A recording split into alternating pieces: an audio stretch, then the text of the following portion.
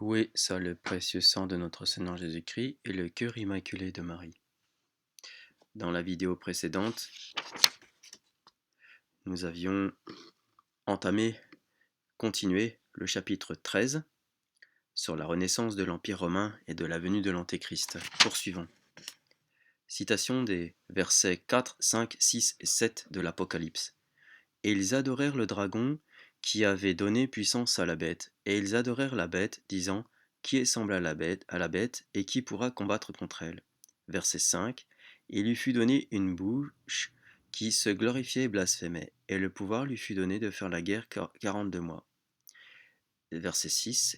Elle ouvrit la bouche pour blasphémer contre Dieu, pour blasphémer son nom et son tabernacle, et ceux qui habitent dans le ciel. Verset 7. Et il lui fut donné de faire la guerre aux saints et de les vaincre. Et la puissance lui fut donnée sur toute tribu, sur tout peuple, et sur toute langue et sur toute nation. Fin de citation de ces versets. Les commentaires de l'abbé Lafont Santenac. Voilà l'infernal caractère et les proportions effrayantes du nouvel empire romain.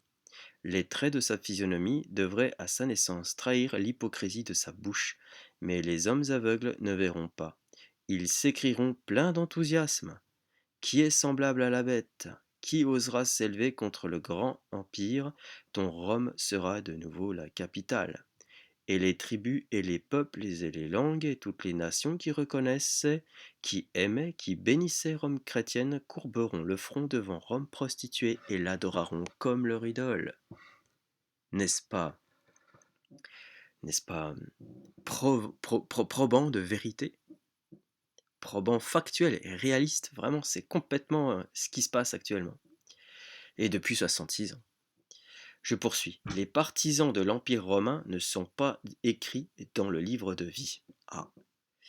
Mais remarquez avec soin quels seront, d'après le prophète, ceux qui adoreront la prostituée et reconnaîtront son empire. Verset 8. Tous les habitants de la terre l'adorèrent. Ceux dont les noms ne sont pas écrits dans le livre de vie de l'agneau immolé dès la création du monde. Tous les habitants de la terre l'adorèrent. Verset 9. Si quelqu'un a des oreilles, qu'il entende. Fin de citation. L'agneau immolé dès la création du monde est Jésus-Christ, immolé à l'établissement du christianisme, qui est cette création du monde nouveau, dont il est parlé dans ce passage. Ainsi, plus d'illusions. Les hommes de la bête, les partisans de l'Empire romain, ne peuvent être les enfants du Christ et ne sont pas écrits dans le livre de vie. Que celui qui a des oreilles entende. Les 42 mois pendant lesquels la bête a le pouvoir de faire la guerre aux saints et de les vaincre semblent indiquer une durée de 3 ans et demi, à la grande persécution qu'on voit à l'ouverture du 6e sceau, et qui paraît être la même que celle que nous trouvons ici. Elle serait, dans ce cas, une figure de la grande tribulation de l'Antéchrist, qui durera aussi 3 ans et demi. Elle durera aussi 3 ans et demi. Ainsi, tout se suit. L'apparition de la première bête, qui représente l'Empire, amènerait sa grande persécution de 3 ans et demi, et l'apparition de la seconde bête, qui représente l'Antéchrist, amènerait sa grande tribulation également de 3 ans et demi. Ainsi comme Jésus-Christ a donné à son royaume 7 âges de grâce et de bénédiction, de même Satan aura pour son empire 7 ans de rage et de blasphème. Verset 10. Celui qui mènera en captivité ira en captivité. Celui qui tuera par le glaive, il faut qu'il meure par le glaive. C'est ici la patience et la foi des saints. Fin de citation de l'Apocalypse. La foi dans une délivrance qui les fera passer à la pleine liberté des enfants de Dieu soutiendra la patience des saints au milieu de leurs tourments. À la fin, ils verront ceux qui les mirent dans les cachots et les firent tomber sous le glaive, frappés à leur tour par le glaive de la bouche, par la parole de Jésus-Christ, et les précipiter dans l'abîme. Dit le chapitre 29. La bête qui s'élève de la terre est l'Antéchrist. Nous arrivons à l'Antéchrist. Nous avons préparé son siège, tout s'est mis en place, et voici que l'Antéchrist arrive. Avant de commencer le commentaire, par rapport au réel qui nous attend ici, nous n'avons pas connu pour l'instant de 3 ans et demi de persécution menée par cet empire romain, par cette grande Babylone, de persécutions physiques, en tout cas et sanglantes, contre les chrétiens.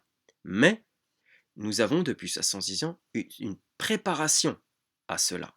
Et la préparation, comme nous l'avons vu dans la vidéo précédente, elle est consternante de vérité, c'est-à-dire qu'il y a un aveuglement massif de la part de ceux qui se croient être fidèles à l'Église catholique, qu'elle n'est pas l'Église catholique. Il y a un aveuglement massif, un applaudissement général de cette secte qui s'autoproclame officiellement catholique, qui n'est pas, et ce qui les enracine dans un aveuglement énorme. Ça fait 70 ans, ça dure, ça fait pas 3 ans et demi. Donc on peut s'imaginer qu'il va y avoir, on peut s'imaginer même être certain, une grande persécution physique, sanglante certainement contre les vrais chrétiens, le peu qui y voient. Ce n'est pas encore pour aujourd'hui, mais en tout cas, ça précédera la venue de l'Antéchrist. En tout cas, pas forcément sa venue, mais en tout cas son règne sanglant. La bête qui s'élève de la terre est l'Antéchrist. Verset 11. Et je vis une autre bête s'élever de la terre, qui avait 2 cornes semblables à celles de l'agneau, et qui parlait comme le dragon. Elle exercerait toute la puissance de la première bête et en sa présence. Et elle fit que la terre et ceux qui l'habitent adorèrent la première bête, dont la plaie mortelle avait été guérie. Elle opéra de grands prodiges jusqu'à faire tomber le feu du ciel sur la terre devant les hommes. Et elle séduisit les habitants de la terre par les prodiges qu'elle eut le pouvoir de faire en présence de la bête, ordonnant aux habitants de la terre d'élever une image à la bête qui avait reçu un coup d'épée et qui néanmoins vivait. Fin de citation de l'Apocalypse des versets 11, 12, 13 et 14 du chapitre 13. L'abbé Lafond nous dit: On a vu que la bête qui s'élève de la mer était le nouvel empire romain formé de tous les peuples sortis de l'Église. Nous allons montrer que la bête qui s'élève de la terre est l'Antéchrist. Agnius de Viterbe, qui y vivait au XVe siècle, remarque que selon plusieurs, la bête à 2 cornes représente l'Antéchrist. C'était l'opinion de saint Hippolyte et c'est tout à fait la nôtre. Nous devons reconnaître l'Antéchrist à certains caractères principaux qu'il porte dans les Écritures saintes. Or, les Écritures saintes nous enseignent, premièrement, que l'Antéchrist sera un homme de péché, comme le dit saint Paul dans la 2e aux Thessaloniciens chapitre 2 verset 3. Ensuite, comme le dit saint Jean verset 5, il dit: Je suis venu au nom de mon Père et vous ne m'avez pas reçu. Si un autre vient en son nom, vous le recevrez. L'abbé Lafond nous dit qu'il recherchera à se faire passer pour le Christ selon la parole de saint Jean.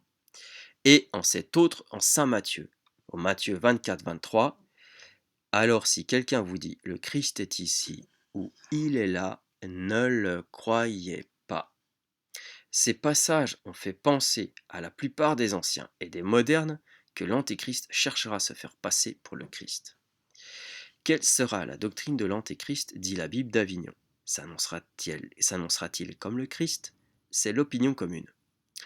Et là-dessus, elle cite saint Irénée, saint Ambroise, saint Jérôme, saint Jean Chrysostome, saint Augustin, saint Prosper, saint Cyril d'Alexandrie, Théodoret, saint Grégoire le Grand et d'autres qu'il serait superflu de nommer.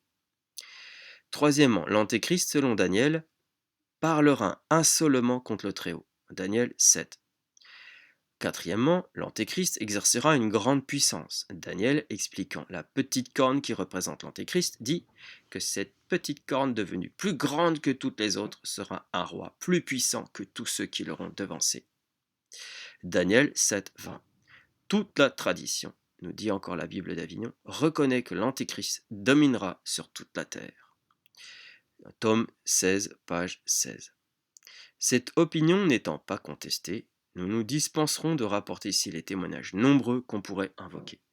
Cinquièmement, l'Antéchrist, selon saint Paul, séduira le monde par les grands prodiges qu'il aura le pouvoir de faire, dans sa 2e Thessaloniciens 2, 9.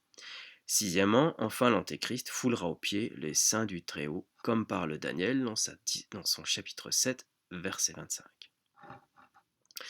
Ainsi l'Antéchrist sera un homme de péché qui cherchera à se faire passer pour le Christ et qui cependant parlera contre Dieu.